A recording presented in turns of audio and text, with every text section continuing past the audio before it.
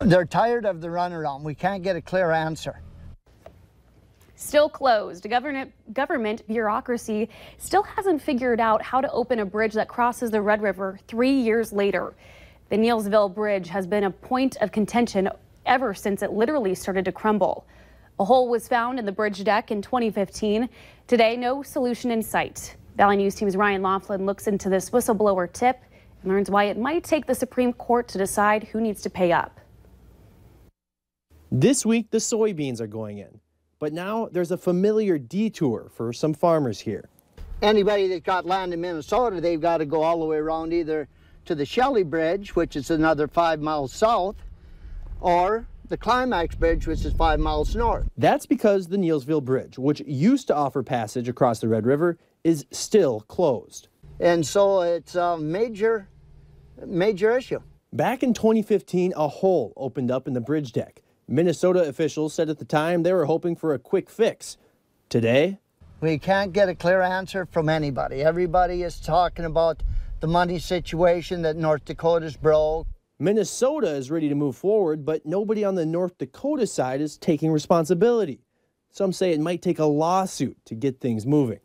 There's a lot of frustration. That's Tiffany Abendroth. She's running for Congressman Kramer's vacated seat in the House of Representatives. She's from Cummings and says the way she interprets the law, North Dakota is breaking it.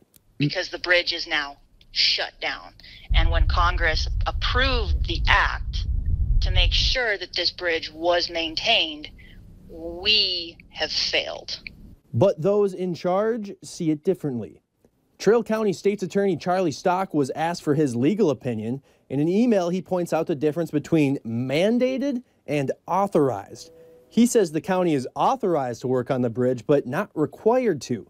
He also says that even though they weren't required, they did maintain the bridge. No, that bridge was never maintained. If that bridge was maintained, there wouldn't have been a giant hole put in the deck. These farmers don't have an appetite for litigation, but frustration is growing with the inaction of elected officials. It might actually have to be brought to the Supreme Court of North Dakota for their final ruling on it. Blockades on the bridge and blockades on the funding needed to open this road. From Trail County, Ryan Laughlin, Valley News Live.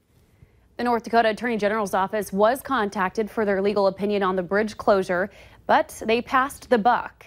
They say they don't offer legal opinions when an issue is likely going to court. As mentioned, this story was brought to us through our whistleblower hotline. So if you need help with an issue in your community, just call us at 701-237-6576 and leave your tip. A member of our investigative team will get on the case and go to work to expose the truth.